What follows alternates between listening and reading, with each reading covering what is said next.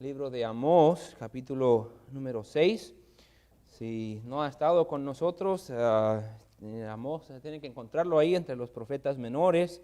Si ha estado llegando, sería bueno que dejara su listoncito ahí o algo. Tarda poquito en encontrarlo. Estamos estudiando este libro de Amós, que es parte de los 12 profetas menores que hemos explicado. No son menores en importancia, ni son menores en su mensaje, sino son menores porque son más chiquitos. Y son libros de la Biblia que muchas veces uno brinca por encima y no los estudia. Son libros que si lo lee uno así casualmente, muchas veces no agarra toda la idea que está enseñando, pero hay una buena enseñanza aquí para nosotros. La serie estamos llamando Batallas Espirituales en Tiempos de Prosperidad. Y lo que estamos mirando vamos a repasar brevemente en un momento, pero la nación de Israel está viviendo en un tiempo bien próspero, bien próspero. La nación de Israel está teniendo riquezas que no habían visto desde los días de gloria de Salomón, pero espiritualmente estaban bien pobres y ellos no sabían. Ellos pensaban que la prosperidad de Dios mostraba que estaban bien con Dios.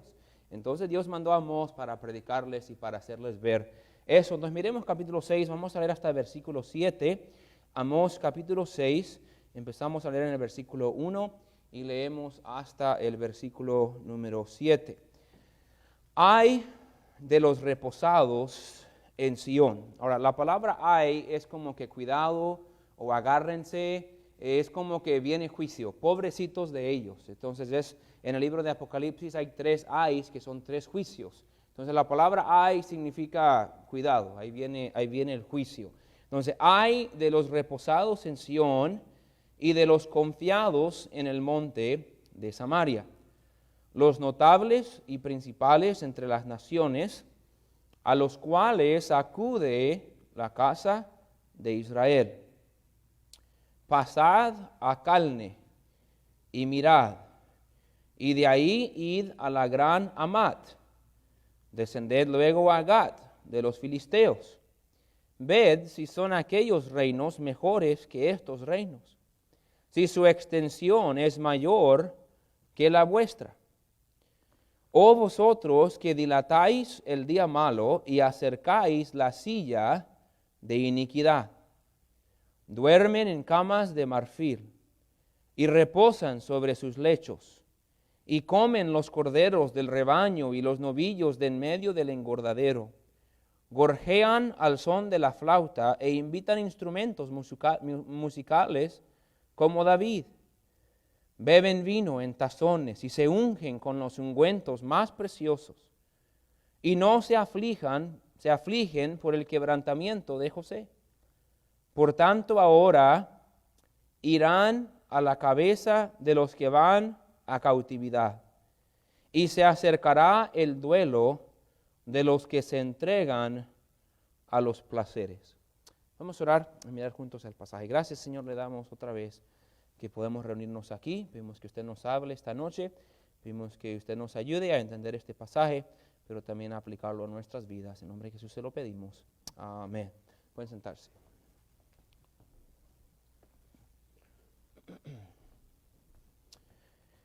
Amós es un hombre de Judá, era un hombre sencillo, común y corriente, que era de Judá, que Dios llamó un día para ir a profetizar a la nación de Israel. Ahora es importante, y no queremos pasar mucho tiempo repasando, pero queremos que es importante que vaya agarrando lo que vamos pasando de semana a semana, nos ayuda a repasar menos de lo que hemos mirado. Pero Judá son las 2 tribus del sur de la nación de Israel o del pueblo de Israel, y la nación de Israel son las 10 tribus del norte. Entonces, los israelitas en este tiempo tienen 2 naciones, la nación de Israel y la nación de Judá. Judá era una nación más chiquita, Judá era una nación más pobre. Israel era la nación más grande, Israel era una nación con más dinero y más prosperidad y con mejor ejército.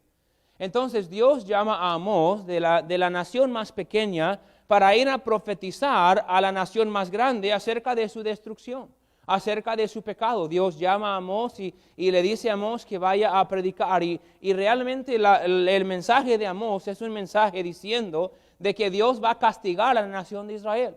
Amós está predicando y advirtiendo, Dios los va a juzgar, Dios los va a castigar y Y 30 años después del ministerio de Amós, la nación de Israel es destruida. Es destruida por el pueblo de Asiria en el 722 a.C.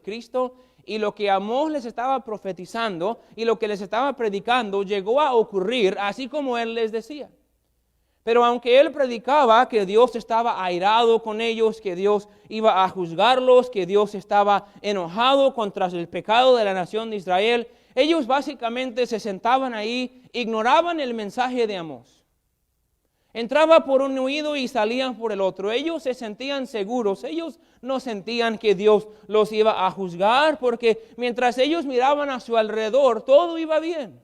Había mucha prosperidad económica, había mucha paz con las otras naciones, había un gran ejército, había mucha actividad religiosa. Ellos estaban haciendo y cumpliendo las fiestas religiosas y estaban dando sacrificios como Dios les había mandado. Y a la mente de ellos, quiero que me siga, a la mente de ellos la nación de Israel estaba bien.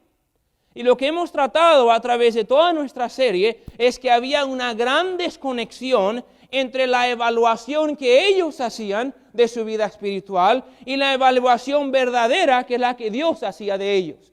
Si hubiéramos entrevistado a la gente de Israel en aquel tiempo y le hubiéramos dicho, oye, ¿cómo te sientes con tu vida espiritual?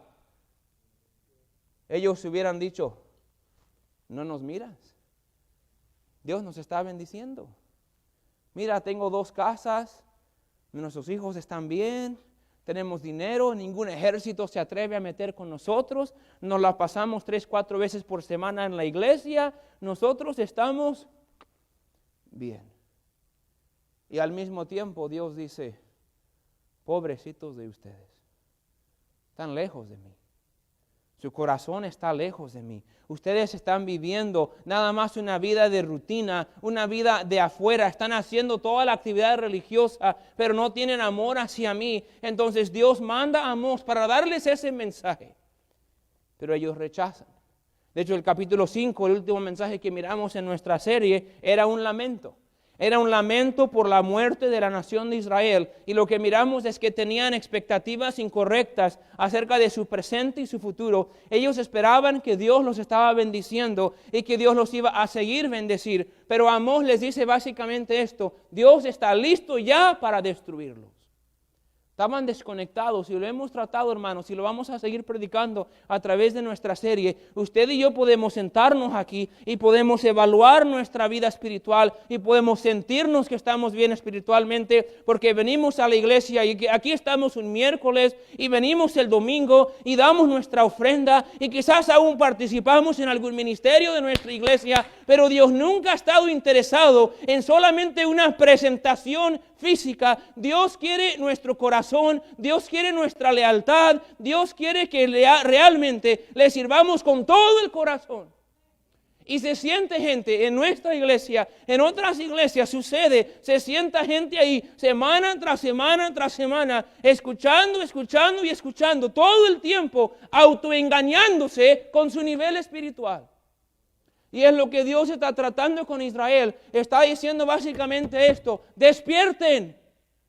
Están mirando algo que no es cierto. Están engañados. En capítulo 6 ese mensaje continúa. Porque ahora el pueblo de Israel está sobreconfiado. ¿Alguna vez has estado confiado o sobreconfiado acerca de algo? Quizás alguna vez en algún equipo deportivo miraste un equipo y eran puros gorditos y los mirabas ahí calentando y tiraban el básquetbol y les caía todo así. Yo me acuerdo la primera vez que fuimos a jugar en la Liga Mexicana. Aquí en el centro, en la 2 y la Western, hay una Liga Mexicana de básquetbol. Y fuimos y estaba Abraham, el puertorriqueño, y estaba yo y Smerky, y teníamos unos que éramos buenos basquetbolistas. Y ahí estaban calentando unos mexicanos ahí, medios gorditos y así como que se veían como que no jugaran. Y yo pensando en mí, le voy a ser honesto, los mexicanos no juegan básquetbol. Le dije, yo cuando estaba en la high school, yo era All-State. Smerky, él todavía considera que si él no hubiera sido llamado al ministerio, él estaría jugando en la NBA. Y fuimos a jugar y yo dije, no, este juego va a estar fácil, vamos a hacer así, así. No nos caía nada, nos dieron una paliza, yo creo que nos ganaron como por 30 puntos. Estábamos sobreconfiados, pero el hecho de que estábamos sobreconfiados fue parte de lo que contribuyó a nuestra derrota. Pues cuando está uno sobreconfiado, uno vive sin cuidado, uno está despreocupado. Quizás en el trabajo uno está confiado, van a dar un aumento a alguien o se va a ir un supervisor y van a dar la posición y uno dice, no, pues seguro me lo van a dar a mí, está sobreconfiado y luego ¿qué pasa? Se lo dan a otra persona. Quizás va a venir alguien a comer y usted, hermana, dice, no, yo he hecho esta comida. Tantas veces que he preparado esta comida, nomás le echo así tantito y tantito de esto y tantito de aquello, me va a salir así y llega la visita y lo prueba y le salió mal. Pues nunca le midió nada porque estaba como sobreconfiada de que le iba a salir bien. Y le salió mal. Todos hemos hecho cosas así. No sé si han estado atentos, pero en unas semanas empiezan los Olímpicos del Tokio 2020. Y deberían haber jugado el año pasado, pero por el COVID se movieron para este año. Y Estados Unidos siempre es uno de los favoritos en el básquetbol.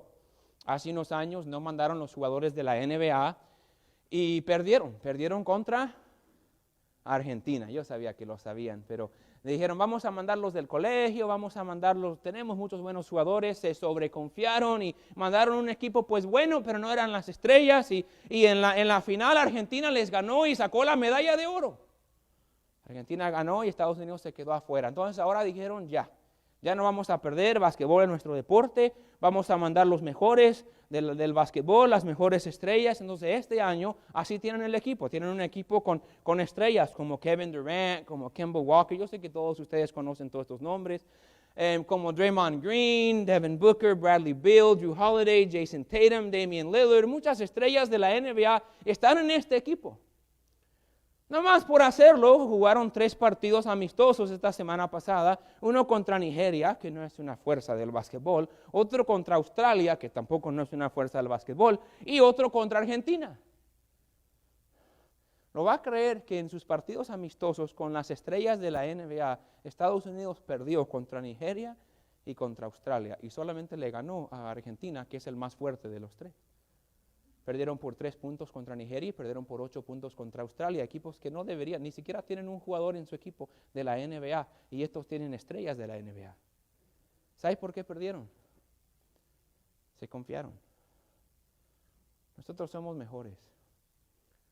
Nosotros tenemos esto, decimos en inglés, I got this.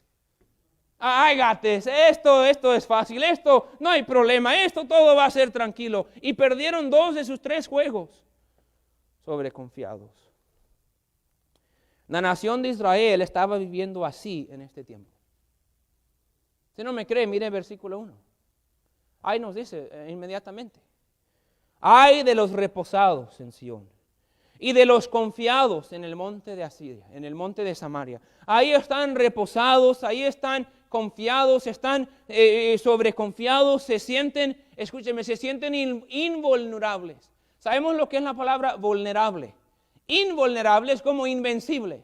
Se sienten invencibles, se sienten invulnerables, se sienten confiados de que aquí estamos reposados, estamos confiados. ¿En qué estaban confiados o reposados? Estaban confiados en la nación de Israel. Dice ahí, hay de los reposados en Sión. Sabemos que Sión es una referencia a la nación de Israel. A la ciudad de Jerusalén, es Sión, ahí está el monte Sión y se refiere muchas veces a Jerusalén. Cantamos algunos himnos que dicen Sión, es una referencia a Jerusalén. El cielo se le llama la nueva Jerusalén, entonces a veces se le llama Sión al cielo, porque es el nuevo cielo. Pero aquí en la palabra Sión está hablando de la ciudad de Jerusalén. Algunos están confiados por la ciudad de Jerusalén. ¿Qué era la ciudad de Jerusalén? Era el centro financiero, era una ciudad fuerte económicamente, era un lugar fuerte militarmente, era el lugar donde había mucha religión, entonces era el centro de fuerza y de valor para ellos. Entonces estaban reposados o confiados porque aquí está Jerusalén. Habían otros confiados en Samaria. Samaria era como el New York City de su tiempo. Ahí estaba el stock exchange de la nación de Israel. Ahí estaba su economía, ahí estaban sus muros gruesos que ningún ejército podría tumbar. Ahí estaban los tabernáculos donde ellos hacían los sacrificios en los altares hacia Dios. Era su lugar de fuerza. Pero Dios dice, ay de ellos que están confiando en Sión. Ay de ellos que están confiando en Samaria. Escúcheme, ellos miraban estas ciudades como pruebas de la bendición de Dios. Estaban confiando en eso. Estaban reposando en esas riquezas, en esa religión. Podemos decirlo así. Estaban confiando en las cosas que Dios les había permitido tener y no en el Dios que se las había dado. Agarremos eso de vuelta, lo digo de vuelta para que lo agarremos un poquito más. Estaban confiando en las cosas que Dios les había dado en vez de confiar en el Dios quien se los había dado. Dijeron, aquí no hay peligro, aquí no hay problema, nadie nos va a vencer, mira el ejército, mira el dinero, mira nuestra religión, nuestro Dios nos está bendiciendo, tenemos todo. Estaban confiados, por eso se sentían invencibles. Lo que no reconocían es que aunque todavía tenían las bendiciones que Dios les había permitido obtener, ya no tenían la bendición de Dios en su vida. Y eso lo voy a decir otra vez también porque son dos frases que de a propósito quiero que agarre. Todavía estaban disfrutando las bendiciones que Dios les había permitido obtener, pero ya no tenían la bendición de Dios sobre su vida. Entonces, ¿deberían estar confiados? No, porque Dios ya no está con ellos. Las cosas que Dios le permitió tener en su misericordia y en su gracia, ahí están. Ellos tienen un poco de dinero, tienen un gran ejército, tienen estas cosas que Dios en su misericordia había permitido que tenieran, pero tomaron estas cosas y la miraron como una promesa de que la bendición de Dios todavía estaba ahí. Se sentían confiados, reposados, sin cuidado, sin peligro. Estamos bien, aquí no hay nada de qué preocuparnos. ¿Quiénes eran estos hombres? Pues principalmente eran los notables. Sigan mirando en el versículo 1. Dice, los notables y principales entre las naciones, a los cuales acude la casa de Israel. Que estos eran los hombres más notables, los más ricos, los principales, los de poder. Eran la gente más rica, era la gente con más poder de la nación de Israel. Eran los que estaban reposando. Eran los que estaban confiando, estos estaban como que mira, nosotros estamos bien, tenemos todo esto, Dios nos ha bendecido más que aún los de nuestro pueblo y se sentían confiados por todo lo que ellos tenían. La casa de Israel los respetaba, los miraban como un ejemplo.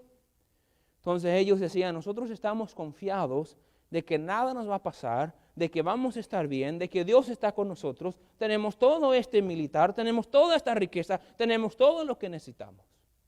Tenían posición, tenían poder, tenían fama, tenían prosperidad, todo lo cual añadía a su sentimiento de confianza. Podemos verlo aún en nuestro mundo, ¿verdad? No vamos a quedarnos mucho en este punto, pero quiero hacer una aplicación breve. Podemos ver que hay personas que no quieren mucho que ver con Dios porque tienen todo lo que necesitan. La mayoría de las iglesias en Latinoamérica, por lo menos en Argentina, donde yo conozco, en México, donde yo he estado, están llenos de ricos o llenos de pobres. ¿Usted sabe la respuesta? Si uno va a ir a ministrar a una ciudad, es mucho más fácil ministrar a los pobres que a los ricos. ¿Por qué? Porque los ricos se sienten confiados. Ellos no necesitan nada. Ya tienen el Mercedes-Benz, ya tienen la Tesla, ya tienen la casa en el lago, ya tienen la lancha, ya tienen todo lo que ocupan, ya tienen la moto, ya tienen todo lo que quieren. Cuando quieren salen a comer, cuando quieren se van de vacaciones. Ellos no sienten que necesitan nada. Ahora, aunque eso es el incrédulo, déjame le digo una cosa. Mientras llegamos nosotros a este país y vamos agarrando un poquito más y sentimos un poco más confiados y tenemos un poquito más de abundancia, es muy fácil para nosotros también sentirnos un poquito más confiados por lo que Dios nos ha dado, que confiamos más en lo que tenemos que en el Dios que nos lo dio. No somos exentos nosotros. Pasa. Pasa el cristiano. Pasa el cristiano güero, pasa el cristiano moreno, pasa el cristiano coreano y pasa el cristiano hispano. Empieza a tener un poquito más de cosas, ya tiene más dinero, ya puede ir a disfrutar más placeres, ya puede salir más el fin de semana, ya puede hacer más cosas. Y esta persona que hace 10 años nomás venía a trabajar y era bien fiel a Dios, ahora que tiene sus cosas, las mismas cosas con las cuales Dios les ha bendecido, son las distracciones que lo alejan del Dios que lo bendijo. Lo que estaba pasando con Israel. Estaban confiados en lo que Dios les había dado. Entonces, por lo mismo, se estaban aprovechando de los pobres, como miramos en otro pasaje previo en nuestro estudio. Ellos estaban maltratando a la misma gente, a los mismos pobres, estaban aprovechando y robándole a su nación, porque querían tener un poquito más. Versículo 2 nos muestran cómo se sentían mejores que los demás. Miren versículo 2. Dice, pasad a Calne y mirad, y de ahí id a la gran Hamat, descender luego a Gat de los filisteos. Ahora, ese es un versículo que lo lee y no tenemos idea de qué está hablando. Okay. Calne es una nación de la que estaba más cercana a Israel. Al mero norte de Israel estaba Calne. En este tiempo era una nación pequeña. Algunos le han dado otros nombres quizás a través de la historia, pero era una nación que era más grande, que ya había sido derrotado por Israel. Después al lado estaba Hamat. Hamat es la nación de Siria. Siria era una nación muy fuerte en su tiempo, pero ahora ya había sido derrotado. Gat de los filisteos. Sabemos los problemas que los filisteos le dieron a Israel. Los filisteos eran enemigos. Entonces son tres naciones que en un tiempo tenían poder, tenían fuerza, tenían autoridad sobre Israel, pero por la bendición de Dios, Israel ahora los ha vencido, y estos tres enemigos, que son los más cercanos, los más peligrosos para Israel, ya no son amenaza para la nación de Israel. Entonces Dios dice, considéralos, míralos. Ellos también en su tiempo estaban fuertes. Sí, ustedes tuvieron victoria sobre ellos, pero solo fue por mi misericordia y por mi gracia. Eran naciones más grandes y más fuertes en su tiempo que ustedes. Miren el final de versículo 2. Dice, ved si son aquellos reinos mejores que estos reinos, si su extensión es mayor que la vuestra. Dice, oye, yo no sé por qué están tan confiados. Esas tres naciones un día eran mucho más grandes que lo que ustedes son. Si mira uno en la mapa ahora, la nación de Israel es tan chiquitito. Y recuerda, ellos nomás tenían un pedazo de Israel, porque el otro pedazo lo tenía Judá. La nación de Israel no era muy grande. Y Dios dice, ¿por qué no miran esas naciones? Ellos también se confiaron. ¿Saben quién los destruyó? Yo los destruí, dice Dios. Y si yo los destruí a ellos, siendo mucho más grandes y fuertes y teniendo un alcance de su terreno mucho más grande que la de ustedes, ¿no puedo yo también destruirlos a ustedes? Miren el versículo 3. Oh vosotros que dilatáis el día malo y acercáis la silla a la iniquidad. Dice, ustedes están acercándose más. Están acercando la silla más cerca al peligro. Están haciendo que venga más pronto el día de la destrucción. En esencia, Dios les está diciendo esto.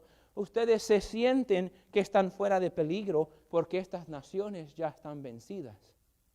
Pero por su confianza, sígame, yo sé que esto es un poquito más pesado para agarrar, pero por su confianza de que no hay peligro, se han puesto en un peligro más grande, porque aunque ahora no tienen enemigo en esas tres naciones, por su sobreconfianza han hecho un enemigo de mí.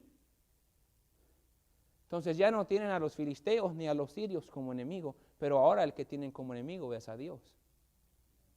Y Dios dice, por su sobreconfianza, por su pecado contra mí, solo están acercando más la silla al día de la destrucción. Ustedes mismos, mientras se sienten confiados, se están acercando más y más al día que yo los destruya.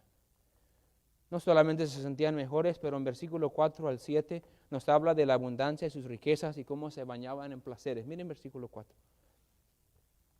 Dice, duermen en camas de marfil y reposan sobre sus lechos. Y comen los corderos del rebaño y los novillos de en medio del engordadero. Dios básicamente les dice esto. Están viviendo bien. Están durmiendo en camas de lujo. Están comiendo de las mejores comidas.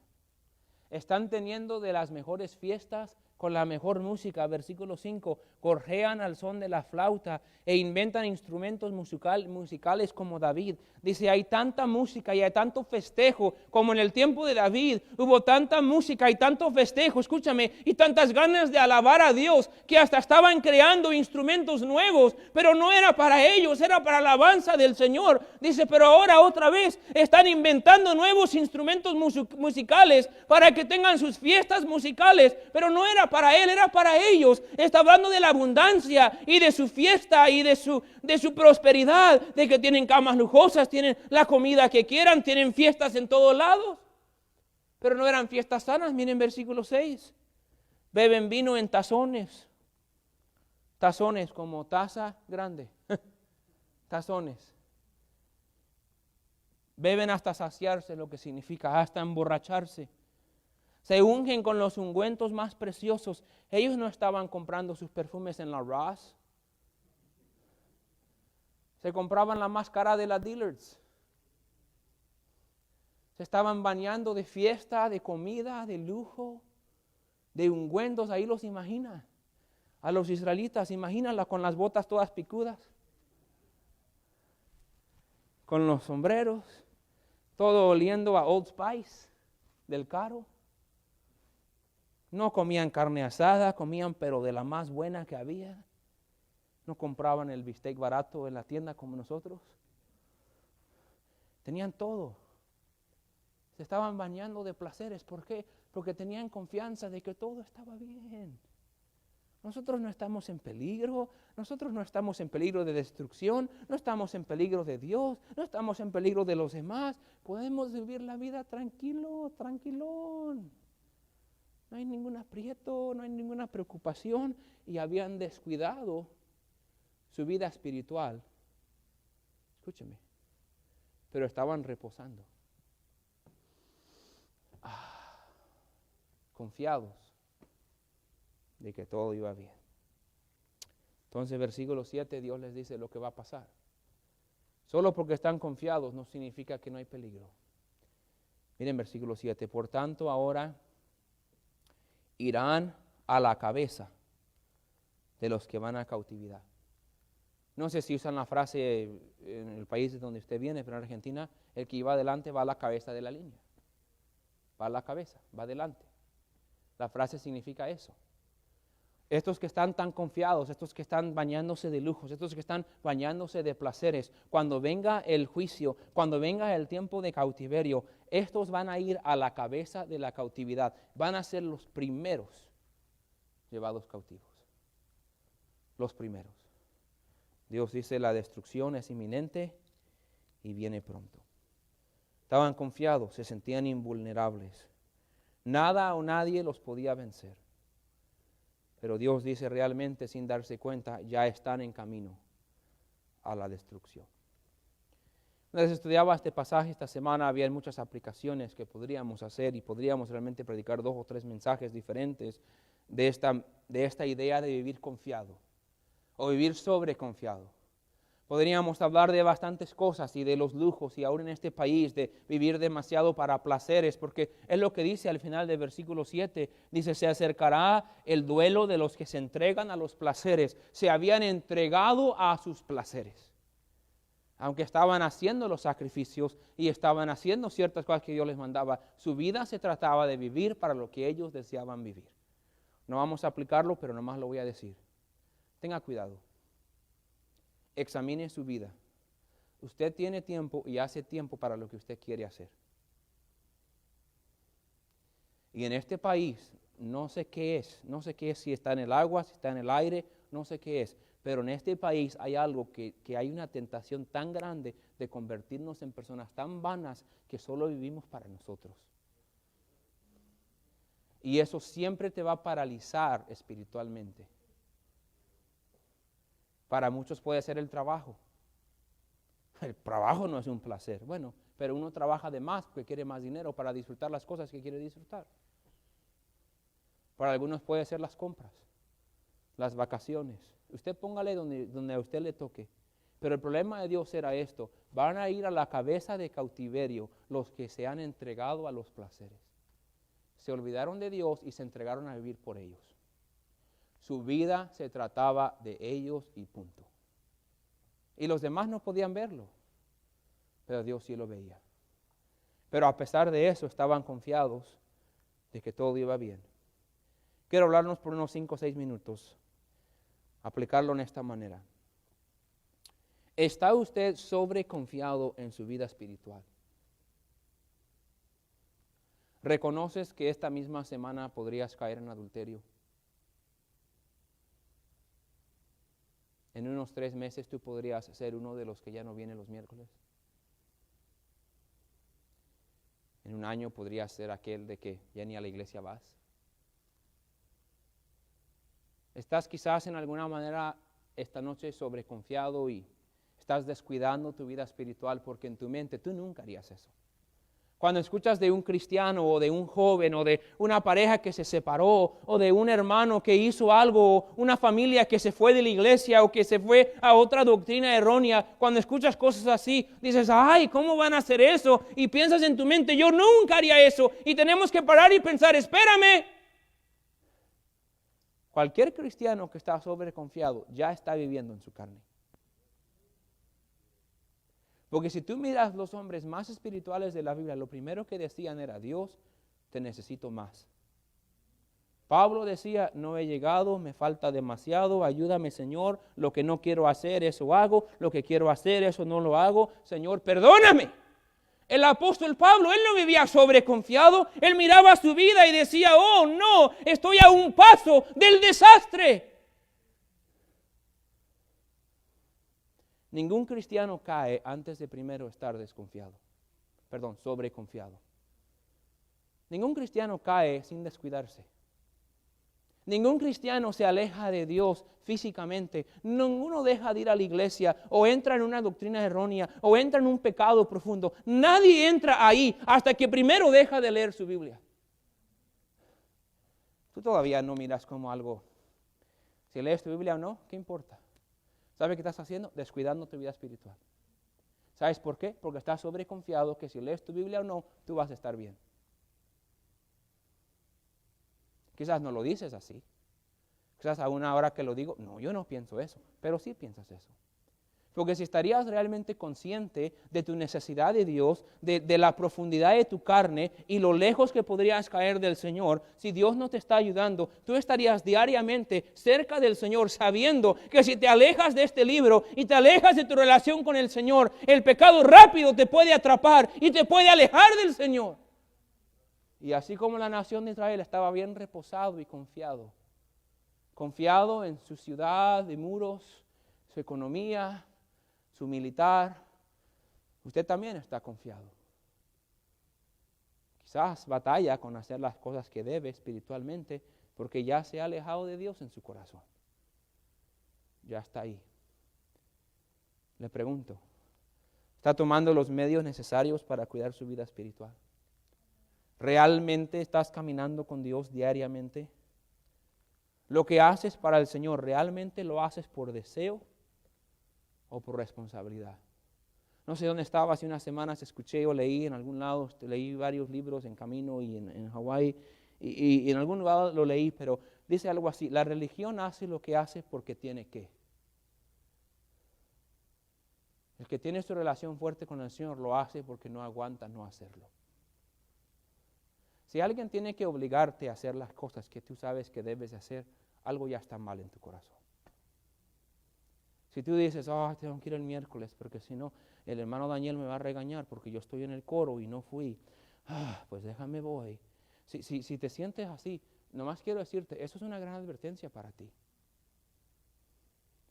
Si tú dices, ahora no voy a dar el diezmo, a ver si mi esposa no se acuerda de decirme, y vas en camino a la iglesia y tu esposa te dice, ¿ya listaste el diezmo? Se acordó. Sí, mi amor, se me olvidó, pero lo voy a dar, no te preocupes, si lo sacas y lo das, pero estás ahí como que, ¿por qué mi esposa me tuvo que recordar? Algo ya está mal ahí. Has descuidado tu vida espiritual. Quizás te has confiado. Yo estoy bien. Yo no andaría en eso. Quizás no hago todo lo que debo, pero yo nunca llegaría al punto de la nación de Israel estaba más que sobreconfiado. Quizás dirías, yo no necesito estar en todos los servicios de la iglesia. Yo no me voy a enfriar. Si yo falto los domingos en la tarde o los miércoles, o si yo no voy cuando no quiero, a mí no me va a afectar. Yo no me voy a enfriar. Yo sé que otros sí se van a enfriar, pero yo soy más maduro. Amén. Yo puedo salirme de tal ministerio y yo voy a seguir sirviendo a Dios de mi manera. Yo no tengo que servir a Dios en la iglesia para servir a Dios. Yo no necesito ir a visitar a la gente. Yo todavía voy a mantener un corazón para las almas perdidas. Yo sé que la gran comisión es que debemos de ir y predicar el evangelio hoy. No solo porque no había visitación, no significa que no predico el evangelio. Yo voy a seguir predicando el evangelio y gracias a Dios, y ese es el caso. Pero la mayoría de las veces uno va perdiendo su celo. Bueno, ¿puedo confesarles algo? Les gustan mis confesiones. Cuando yo paso unas semanas sin salir a los martes o los sábados a visitar a la gente, yo pierdo un poquito el celo para hacerlo. Cuando yo pase una tarde, como he pasado los últimos 2 o 3 semanas, cuando estuve aquí y hablo con esta familia y esta familia y esta familia y llego y me cuentan su historia y su testimonio y todo eso, no sé, pero hace algo para el corazón de uno. Y es como que Dios recuerda a uno por qué uno hace lo que hace y le da una renovación de unas ganas de servir a Dios. Yo me acuerdo, todavía lo he dicho, uno de los momentos más dulces de mi ministerio era manejando a Duncan los viernes en la noche. Viernes en la noche que estábamos con el ministerio allá, yo tenía que manejar allá, hacer una visita. Manejar 1:20, hacer la visita, 1:20 para atrás, pero después de hacer esa visita, dar con esa familia, nomás regresar en la troca solo, en la oscuridad de la noche, venía con un gozo y una satisfacción de que se siente rico servir a Dios. Cuando tú dejas de servir a Dios así, se te van quitando las ganas de servir a Dios así. Pero no te das cuenta. Pierdes esas ganas y ese celo para la obra de Dios. Pero ¿sabe qué ha pasado? Has ido descuidando tu vida espiritual y te has confiado. Yo no tengo que hacer eso y eso. Eso es para ciertas personas, pero yo tengo años en el evangelio, o yo hice esto, o yo sé aquello. Yo no voy a caer como los demás. Quizás no caigas hasta este punto, pero quizás ya has caído hasta cierto punto. Hermano, no hay lugar en nuestras vidas para el orgullo espiritual. Usted no puede aguantar en su vida espiritual tener orgullo espiritual. Ellos tenían orgullo espiritual, reposando y confiando en sus ciudades, en su dinero, en sus fuerzas, y decían, Dios está con nosotros, vamos a estar bien. Y Dios dice, no, de hecho ustedes van a ser los primeros en ir a cautividad. Quizás usted ha confiado tanto en las cosas de Dios que ahora no confía en el Dios que se las dio. Quizás tu vida espiritual es una rutina. Parte de lo que trajo la destrucción de la nación de Israel fue su descuido como resultado de su sobreconfianza de su vida espiritual. Lo repito, ningún cristiano ha caído en el pecado sin antes haber descuidado su vida espiritual. Descuidamos nuestra vida espiritual cuando nos sentimos confiados. ¿Leíste la Biblia hoy? Ayer, lunes. ¿Sientes que faltando a la iglesia cada rato no es nada, no cuesta nada, no importa? Si sirvo a Dios aquí o no, si un día sirvo, sí, si otro día no, está bien. ¿Sabes qué pasa? Es un orgullo espiritual de sentirnos confiados, de que estamos bien. Estamos bien. El corazón siempre se aleja primero. Mucho antes de que tú dejes de dar el diezmo, o mucho antes de que tú dejes de compartir el evangelio, o mucho antes de que tú te bajes del coro o te salgas de tu ministerio donde Dios te tiene, mucho antes de que hagas eso, tu corazón ya se fue alejando antes. Cuando la evidencia se mira, el alejamiento ya pasó meses antes. Puede haber gente aquí esta noche que físicamente no te has alejado. Aquí estás. pero tu corazón ya está yendo para allá. Quizás este mensaje es una advertencia de decir, hey, no pienses que puedes jugar así. Porque cuando uno anda sobreconfiado, Dios lo mira. Y Dios dice, ese es orgullo espiritual. Dios no se agradece con eso. Y siempre va a llevar a nuestra destrucción. Vamos a ponernos de pie.